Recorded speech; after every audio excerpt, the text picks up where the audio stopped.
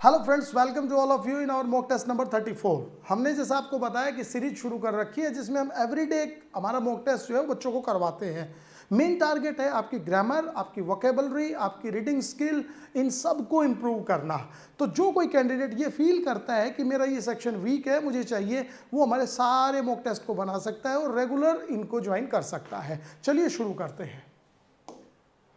सबसे पहले ग्रामर का सेक्शन है। Okay, find an error in the following sentences. जो सेंटेंस दे रखे हैं उसमें हमें एरर बतानी है। Being close confident of the leader, the boy showed loyalty to the political party. ठीक है, लीडर का बिल्कुल नज़दीक भरोसेमंद होने के कारण बच्चे ने जो है वो पॉलिटिकल पार्टी के प्रति वफादारी दिखाई। ये जो सेंटेंस है इसमें दो कॉन्सेप्ट हैं। एक तो इन जनरल बच्चे पढ़ते हैं कि जो बीइंग वर्ड है उससे सेंटेंस शुरू नहीं होता है। ठीक है, कई सेंटेंसेस आप देखोगे कि हो रहा है या नहीं हो रहा। तो पहली चीज याद रखना कि किन्हीं दो सेंटेंसेस में मान लीजिए ऐसा है। ओके, अगर मान लीजिए बीइंग जो है ना वो दोनों सेंटेंसेस का सब्जेक्ट अगर सेम है और दोनों को डिनोट करता है तो बीइंग से सेंटेंस शुरू होगा। जैसे कि बीइंग स्टूडेंट, मैं बहुत सिंपल सेंटेंस लिख रहा हूं, यू शुड स्टडी। तुम्हें क्या करना चाहिए? पढ़ना चाहिए। तो यहां पर ये यू किसके लिए यूज हुआ है? स्टूडेंट के लिए। और बीइंग किसके लिए यूज हुआ है? स्टूडेंट के लिए। दोनों सेंटेंसेस में सब्जेक्ट सेम है, बीइंग से सेंटेंस शुरू हो सकता है। लेकिन अगर मैं कहूं बीइंग अ रेनी डे, एक दिन ऐसा था जिस दिन बारिश हो रही थी, I could not go out, मैं बाहर नहीं गया। I could not go out, मैं बाहर नहीं गया। तो बीइंग, देखिए अब यहां पर आई और डे दोनों अलग अलग हैं और बीइंग किसको डिनोट कर रहा है? डे को डिनोट कर रहा है। तो बीइंग से सेंटेंस शुरू नहीं होगा, इट का यूज हो जाएगा। तो पहली चीज दिमाग में रखनी है कि बीइंग क्लोज कॉन्फिडेंट, ये सेंटेंस बिल्कुल ठीक है यहां तक। Of the leader, the boy showed, बच्चे ने दिखाई, लॉयल्टी बिल्कुल सही है, टू द पॉलिटिकल पार्टी, ये भी ठीक है। लॉयल्टी टू समथिंग या समवन, बिल्कुल क्लियर। अब जो प्रॉब्लम है वो बी आंसर में है। क्या है? एक वर्ड दिया गया है कॉन्फिडेंट। ठीक है, देखिए कॉन्फिडेंट तीन तरीके से लिखा जाता है। ये जो कॉन्फिडेंट है ये एज एन एडजेक्टिव यूज हो रहा है। इसका मतलब होता है खुद पर भरोसा होना, भरोसेमंद होना। इसके साथ हमेशा याद रखना ऑफ का यूज होगा। अगर हम इस कॉन्फिडेंट को किसी ऐसे कॉन्टेक्स्ट में यूज करते हैं कि वो मेरा भरोसेमंद दोस्त है, वो मेरी भरोसेमंद जो है ना फ्रेंड है, तो दैट केस में क्या करेंगे? देखिए, जो कॉन्फिडेंट वर्ड है उसकी स्पेलिंग चेंज हो जाएगी। एक तो फिर ये लिखी जाएगी, इसका मतलब होता है भरोसेमंद होना। ये यूज होता है किसी लड़के के लिए, बॉय के लिए। जब आपका कोई दोस्त जो लड़का है वो भरोसेमंद है तो CONFIDANT। अगर कोई लड़की है जो आपके भरोसेमंद है उसके लिए आप ये लिखोगे तो CONFIDANTE। याद रखना ई ऐड हो जाएगा। इसका मतलब ये लड़की के लिए यूज था, गर्ल के लिए। ठीक है, तो यहां पर बात किसकी हो रही है? लड़के की हो रही है। तो हमारा क्या हो जाएगा? CONFIDANT, confident of. ओके, याद रखना। Next question, Suhani feels confident to pass the examination this year. Suhani जो है वो अपने आप को ये महसूस करती है कि वो इस बार एग्जाम को पास कर जाएगी। Confident as an adjective use हो गया। ठीक है, क्लियर है। अब इसमें स्पेलिंग का कुछ भी रोल नहीं है, आपको ये नहीं घबराना है कि इसमें ANT आएगा, नहीं, ये बिल्कुल सही है। सुहानी को कॉन्फिडेंस है। जब एज एन एडजेक्टिव यूज हो रहा है तो टू की जगह एज ए प्रपोजिशन किसका यूज हो जाएगा? ऑफ का, और ऑफ के बाद वर्ब की first form plus ING, passing the examination. Clear. कुछ एक वर्ड्स ऐसे होते हैं जो पर्टिकुलर प्रपोजिशन लेते हैं और उस प्रपोजिशन के बाद जिरेंड का यूज करते हैं। आप लोग आमतौर पर जब वर्ब पढ़ते हो तो वर्ब में हम क्या चीज देखते हैं कि वर्ब, जैसे कि कोई भी एडजेक्टिव आ जाए तो एडजेक्टिव के बाद टू प्लस वर्ब की फर्स्ट फॉर्म यूज होती है। जैसे कि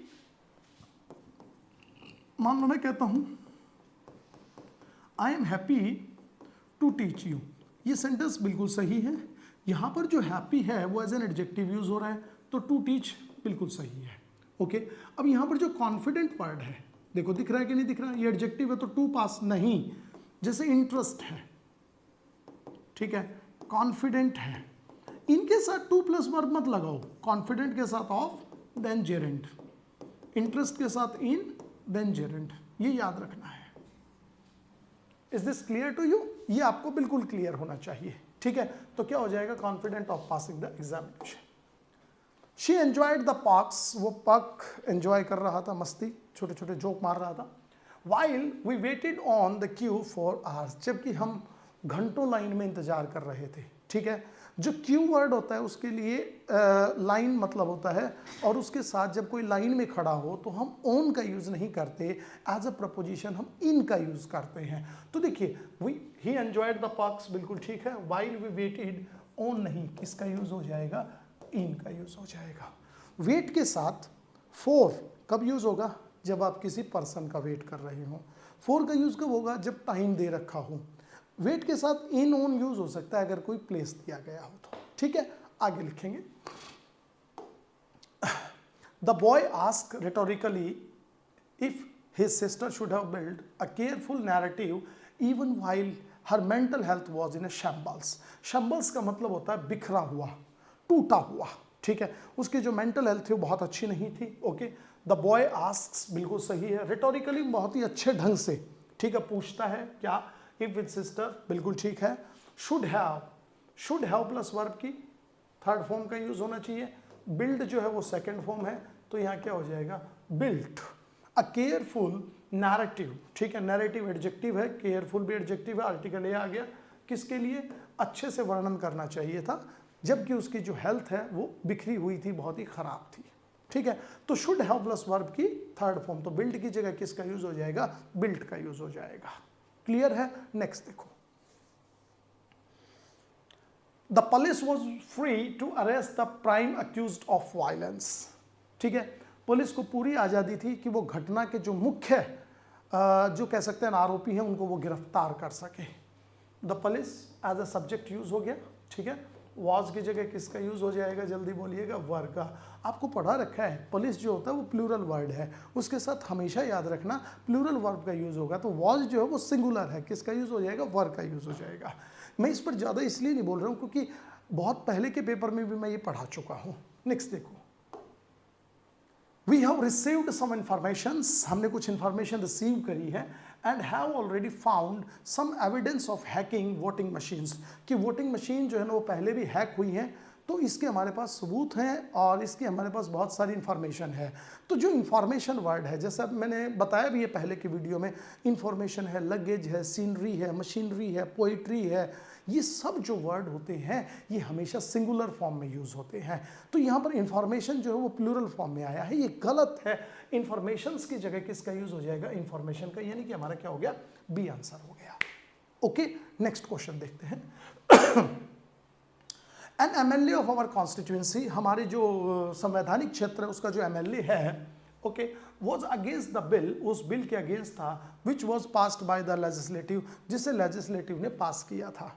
कौन एमएलए था, हमारी कॉन्स्टिट्यूएंसी का। देखिए what is the difference between N MLA, पहली चीज तो समझो, द एमएलए, ओके। जो एमएलए वर्ड है ध्यान रखिए, उससे वॉवल साउंड आता है तो एन का यूज होगा, ठीक है। द एमएलए कब यूज होता है, जब किसी पर्टिकुलर चीज की बात हो रही हो, ये लीजिए, ठीक है।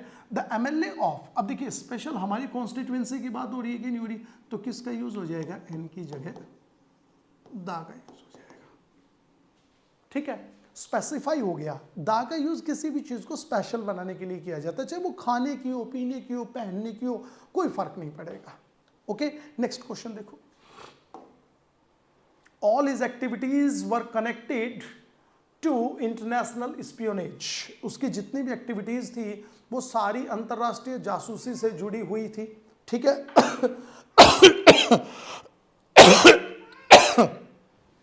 देखिए वर कनेक्टेड टू इंटरनेशनल स्पियोनेज, अंतरराष्ट्रीय जासूसी से जो जुड़ी हुई थी, तो कनेक्टेड टू नहीं, कनेक्टेड किसका यूज हो जाएगा, विथ का यूज हो जाएगा।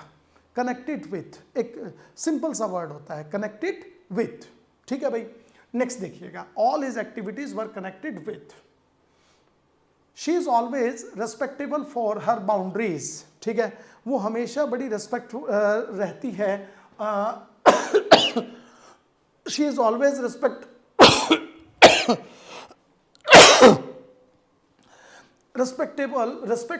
She is always respectful for her boundaries, ठीक है। देखिए शी इज ऑलवेज बिल्कुल सही है, respectful, okay, for her boundaries, उसकी जो सीमाएं हैं उनका बड़ा जो है ना वो क्या करती है, आदर करती है। ठीक है, तो रेस्पेक्टेबल जो वर्ड है रेस्पेक्टफुल, ओके, उसके साथ फॉर का यूज नहीं होगा।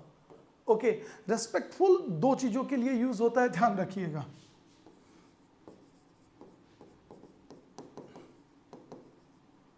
ठीक है, समथिंग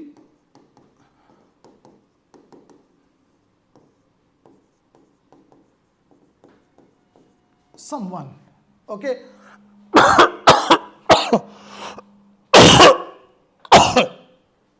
सॉरी, रेस्पेक्टफुल, ठीक है, समथिंग, सर्दी ज़्यादा है, थोड़ी सी खांसी हो गई है पॉल्यूशन की वजह से, ओके, यस, रेस्पेक्टफुल समथिंग, तो यहां पर किसका यूज हो जाएगा, ऑफ, जब किसी चीज के लिए हो। रेस्पेक्टफुल समवन, किसी चीज के लिए। अगर आप किसी व्यक्ति के लिए रेस्पेक्टफुल हैं तो आप हमेशा याद रखिए उसके लिए टू का यूज करेंगे। अगर आप किसी चीज के लिए रेस्पेक्टफुल है तो उसके साथ ऑफ का यूज करेंगे, ये याद रखना है। ठीक है, तो she is always respectful her boundaries, तो बाउंड्रीज आ गया, मतलब समथिंग, किसी चीज की बात होगी तो किसका यूज हो जाएगा, ऑफ का यूज हो जाएगा।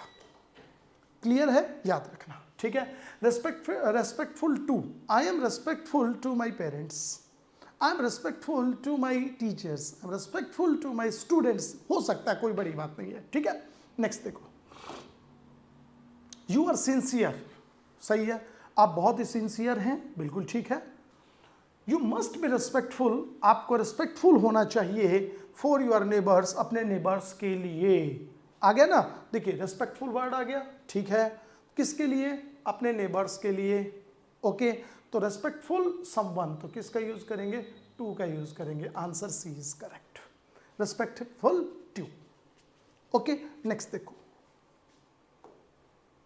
द बिल, जो बिल था, which was passed by the parliament, जिसे पार्लियामेंट के द्वारा पास किया गया, ओके, मेड द कमेटी, उसने कमेटी को बना दिया, एडमिनिस्ट्रेटिव इंपॉर्टेंट, ठीक है, सेंटेंस गलत है, एडमिनिस्ट्रेटिव इंपॉर्टेंट। ओके, देखो, द बिल, ठीक है, विच वॉज पास्ड, जिसे पास किया गया, बाय द पार्लियामेंट, ये जो सेंटेंस है इतना, ठीक है, ये पैसिव वॉइस में है, बिल को पार्लियामेंट के द्वारा पास किया गया, बात पास्ट टेंस की है, पास्ट टेंस की है, पैसिव वॉइस है, तो वॉज वर्ब के साथ वर्ब की थर्ड फॉर्म का यूज हो जाएगा। ठीक है, मेड द कमेटी, उसने कमेटी को बना दिया, कैसा, एडमिनिस्ट्रेटिव इंपॉर्टेंट। ओके, कैसा बना दिया, एडमिनिस्ट्रेटिव के पॉइंट ऑफ व्यू से ज्यादा इंपॉर्टेंट बना दिया, हम ऐसा मान रहे हैं। ठीक है, इंपॉर्टेंट क्या, पहले ये बताइए मुझे, कमेटी के बारे में यूज हो रहा है, इंपॉर्टेंट हो गया हमारा एडजेक्टिव, ये क्या हो गया हमारा एडजेक्टिव। ठीक है, अब जो वर्ड एडजेक्टिव को मॉडिफाई करेगा वो क्या कहलाएगा, एडवर्ब कहलाएगा। ठीक है, एडमिनिस्ट्रेटिव अपने आप में क्या है, एक एडजेक्टिव है, हमें इसका क्या बनाना होगा, एडवर्ब बनाना होगा। तो किसी भी वर्ड का एडवर्ब बनाने के लिए मोस्ट प्रोबेबली उसके साथ हम किसका यूज करते हैं, एलवाई का यूज करते हैं। तो एडमिनिस्ट्रेटिवली एलवाई और लगा लो, इंपॉर्टेंट, सेंटेंस हो गया। देखिए कितना अच्छा बेसिक क्वेश्चन जो है आपसे पूछा गया है। ओके, नेक्स्ट देखो, द आर्ग्यूमेंट, जो आर्ग्यूमेंट रखे गए टू रिजेक्ट दिस मेडिसिन, इस मेडिसिन को रिजेक्ट करने के लिए, ये सेंटेंस सही है, the argument to reject this medicine, बिल्कुल ठीक है, is not just based on its coloniality but chiefly on the lack of evidence for efficiency. हमारा इस दवाई को रिजेक्ट करने का पर्पस ये नहीं है कि हम ये मान रहे हैं कि कोई कॉलोनियल पर्पस हो सकता है। कॉलोनियल जो वर्ड यूज हुआ है कॉलोनियलिटी, इसका मतलब यही होता है कि जो ब्रिटिश टाइम में यूज हो रही थी पॉलिसीज, उन्हीं से रिगार्डिंग है। ठीक है, तो ये क्या कह रहा है कि हमारा पर्पस कॉलोनियलिटी नहीं है, चीफली हमारा जो पर्पस है वो ये है कि ये जो दवाई है इसके जो ठीक होने के जो चांसेस हैं, इफेक्टिविटी जो है वो काफ़ी कम है। ठीक है, किसके, इस दवाई के। तो देखिए यहां पर जो वर्ड यूज हुआ है colonially but chiefly on the lack of evidence for efficiency, ये सारा जो वर्ड है ये किस चीज को डिनोट कर रहा है, समझिए।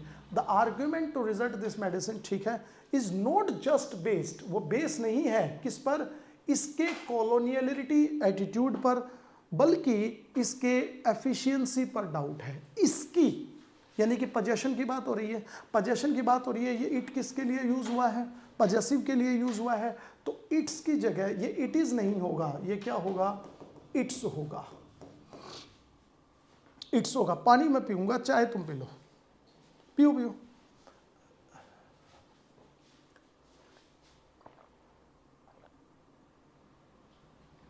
चलिए, तो किसका यूज हो जाएगा? इट्स का यूज हो जाएगा। ओके, इट इज जो यूज होता है, ये वाला जो वर्ड यूज हुआ है, ये कंटिन्यूटी के लिए यूज होता है। जैसे कि इट इज रेनिंग, इसका मतलब ये होता है, ठीक है। ओके, इट्स जो होता है, ये वाला जो वर्ड है, ये पोजेशन को डिनोट करता है। किसको डिनोट करेगा? पोजेशन को। तो ये हो जाएगा, ठीक है। नेक्स्ट देखो, the conflict in the country, अरे वाह क्या सेंटेंस लिखा है, देखिए। And the recourse to nuclear rhetoric has revived, ठीक है, कि न्यूक्लियर पर जो पॉलिसीज है उस पर जो हम काम कर रहे हैं। Concerns about nuclear acceleration management among the major nuclear power, ठीक है। तो देखिए क्या कह रहा है, the conflict in the country, बिल्कुल सही है। And the recourse to nuclear rhetoric has revived, ठीक है। देखिए, the conflict in the country, country में जो विवाद है, and the recourse to nuclear rhetoric, ठीक है, कि हमने जो दूसरा रास्ता तैयार किया है न्यूक्लियर वे पर जाने के लिए। द कन्फ्लिक्ट और द रिकोर्स, ये दो सब्जेक्ट होंगे कि नहीं होंगे? कन्फ्लिक्ट और रिकोर्स दोनों अलग अलग है कि नहीं है? बिल्कुल अलग अलग है। तो जब दो सब्जेक्ट एंड से जुड़े हों तो वर्ब कैसी आएगी? प्लूरल आएगी, आएगी कि नहीं आएगी? तो यहाँ पर जो हैज लिखा गया है, इस हैज की जगह किसका यूज हो जाएगा? हैव। उसने रिव्यू कर लिया है कंसर्न्स, वो चिंताएं, अबाउट न्यूक्लियर एक्सेलेशन, कि जो परमाणु बढ़ोतरी हम कर रहे हैं मैनेजमेंट को लेकर, among the major nuclear power, नहीं ये पावर सब प्रिंटिंग मिस्टेक है, जो बड़ी बड़ी न्यूक्लियर पावर है वो जो है ना, उन सब चीज़ों को हमें हैंडल कैसे करना है, ये हमने रिव्यू कर लिया है। ओके, नेक्स्ट क्वेश्चन देखेंगे। तो सिंपल सी बात है, दो सब्जेक्ट जब एंड से जुड़े तो वर्ब प्लूरल आएगी, have revived. It is high time India consider reducing the age of voting, ये सही समय आ गया है कि भारत सरकार अब ये सोच ले कि उसे वोटिंग की जो उम्र है वो कम करने का वक्त आ गया है। जैसे शुरुआत में वोटिंग की जो एज थी वो 21 साल थी, 21 से घटाकर 18 की गई। अब ये टाइम आ गया है कि इसे 18 से घटाकर 16 करने की जरूरत जो आ गई है, क्योंकि बच्चे समझदार हो गए हैं, ठीक है। तो देखिए, एक वर्ड यूज हुआ इट इज हाई टाइम, ये बिल्कुल सही समय है। इट इज हाई टाइम के बाद India as a subject use हुआ है। तो दो वर्ड यूज होते हैं, इट इज टाइम और इट इज हाई टाइम के बाद अगर हम सब्जेक्ट का यूज करते हैं तो वर्ब के कौन सी फॉर्म यूज होती है? सेकंड फॉर्म यूज होती है। तो यहां क्या आ जाएगा? कंसीडर्ड आ जाएगा। B answer is correct. Clear है? ठीक है, आगे देखिए। The guard prevented us to enter the hall, guard ने हमें रोक दिया हॉल में एंटर होने से। ओके, देखिए प्रिवेंट का मतलब क्या होता है? रोकना, वर्ब की सेकंड फॉर्म है, हमें रोक दिया। प्रिवेंट जो वर्ड है उसके साथ हमेशा एज ए प्रपोजिशन के तौर पर फ्रॉम का यूज करेंगे। प्रिवेंटेड फ्रॉम का मतलब होता है से रोकना। क्या होता है इसका मतलब? से रोकना, किसी चीज से रोक सकते हैं, ठीक है। Okay, I prevented him from dying, मैंने उसे मरने से रोक दिया। I prevented him from going to temple, मैंने मंदिर जाने से रोक दिया। तो प्रिवेंटेड टू की जगह किसका यूज हो जाएगा? फ्रॉम। और एंटर की जगह किसका यूज करेंगे? Entering the hall. क्लियर है? ठीक है, नेक्स्ट देखो बच्चों, फिल इन द ब्लैंक्स। बहुत अच्छा सेंटेंस है, देखिएगा। Many people in West Bengal, West Bengal में बहुत सारे लोगों ने क्या किया? फ्रॉम वोटिंग, वोटिंग से परहेज रखा, ठीक है। सेंटेंस देखिए, रिफ्यूज, रिफ्यूज का मतलब होता है मना करना, जिसके लिए अच्छा वर्ड कर सकते हैं मना करना। एक दो सिनोनिम हो सकता है, निगेट, निगेट का मतलब होता है मना करना। रेपुडिएट, रेपुडिएट का मतलब होता है मना करना, ठीक है। देखिए कितने अच्छे वर्ड हो गए दोनों। एब्स्टेन, एब्स्टेन का मतलब होता है परहेज रखना, परहेज रखना, ठीक है। रेफ्रेन, रेफ्रेन का मतलब होता है दूर रहना किसी चीज से, किसी चीज से दूरी बनाए रखना, ठीक है। तो वोटिंग से दूरी बनाए रखी, तो एब्स्टेन नहीं होगा, किसका यूज हो जाएगा? रेफ्रेन का यूज हो जाएगा। तो आंसर हमारा क्या हो गया? रेफ्रेन हो गया। क्लियर है कि नहीं? समझ में आ रहा है? रेफ्रेन। चलिए नेक्स्ट देखते हैं। He is when his health, ठीक है। वेन जो वर्ड होता है बहुत ही सिंपल है, ओके। जैसे कि कहते हैं ना, मतलब किसी चीज की लापरवाही दिखाना, that is called vain. Okay, तो vain of his health, fix proposition है, वेन के साथ किसका यूज होगा, ऑफ का यूज होगा। नेक्स्ट देखो, मैनी पीपल, सॉरी, हाँ, many people were fond dash Gandhi ji, blank दे दिया गया है। फॉन्ड जो वर्ड होता है इसका मतलब होता है चाहना किसी चीज के लिए, ठीक है। तो जैसे कि हम कह देते हैं ना, मैनी चिल्ड्रन आर फॉन्ड, बच्चे बहुत चाहते हैं किसके लिए, चॉकलेट्स के लिए, चॉकलेट को बहुत पसंद करते हैं, जैसे कि मेरे स्टूडेंट मुझे पसंद करते हैं, तो दैट कंडीशन में हम यूज करते हैं वर्ड फॉन्ड, ठीक है। लेकिन फॉन्ड समवन या समथिंग, तो किसी प्रपोजिशन का तो यूज होगा, ओ एफ एफ का यूज नहीं होगा, यहाँ किसका यूज हो जाएगा, fond of, O F, B answer is correct, ठीक है। He is fond of, you can say that eating ice cream, she is fond of eating chocolates, okay. Many people were fond of Swami Vivekananda, I am fond of Mahatma Gandhi, I am fond of Narendra Modi, जो भी है कहने का मतलब, ठीक है। नेक्स्ट देखिए, yes, antonym बताना है हमें, बताएंगे हम, क्यों नहीं बताएंगे, ओके। प्रोस्क्राइब, ठीक है, प्रिस्क्राइब और प्रोस्क्राइब दो वर्ड हैं, ठीक है। देखिए, आउटलो, आउटलो का मतलब होता है किसी कानून को तोड़ना, कानून को तोड़ने वाला, दैट इज कॉल्ड आउटलो, जो रूल्स वगैरह को ना माने, ठीक है। अलाउ का मतलब होता है अनुमति देना, बैन का मतलब होता है बंद करना, ठीक है। तो the exact word is for proscribe, तो प्रोस्क्राइब का जो करेक्ट आंसर हो जाएगा वो हो जाएगा A answer is correct, okay. रोकना, और इसका अपोजिट क्या हो गया, अलाउ, किसी चीज की परमिशन देना, ठीक है। नेक्स्ट क्वेश्चन देखते हैं, मीगर, बड़ा प्यारा वर्ड है, मीगर का मतलब होता है थोड़ा या कम, थोड़ा, ठीक है। पहले तो देखते हैं इसके अपोजिट, मीगर का मतलब होता है थोड़ा, इसका हो जाएगा बहुत ज्यादा, इसका अपोजिट तो हम लिख सकते हैं जैसे कि बल्क, बल्क का मतलब होता है बहुत ज्यादा। प्लेथोरा, प्लेथोरा का मतलब भी होता है बहुत ज्यादा, ठीक है, हो जाएगा। अमास, अमास का मतलब होता है इकट्ठा करना बहुत ज्यादा, ठीक है। स्किम्पी, स्किम्पी का मतलब होता है बहुत ही कम, ठीक है। मिजली, मिजली का मतलब होता है बहुत कम। पिडलिंग, पिडलिंग का मतलब भी होता है बहुत कम, थोड़ा, स्किम्पी। अबंडेंट का मतलब होता है प्रचुर मात्रा में, बहुत ज्यादा। तो हमें क्या करना है, एंटोनिम बताना है, तो आंसर क्या हो गया हमारा, सी हो गया, आंसर क्या हो गया हमारा, सी हो गया, ठीक है। नेक्स्ट देखते हैं, वाई, ठीक है। वाई का मतलब होता है प्रतिस्पर्धा करना किसी से, क्या करना, प्रतिस्पर्धा, कॉम्पीट करना, फाइट करना, दैट इज कॉल्ड वाई, ठीक है। तो देखिए, ग्रैपल, ग्रैपल का मतलब होता है किसी छोटी चीज को पाने के लिए कोशिश करना, दैट इज कॉल्ड ग्रैपल, ठीक है।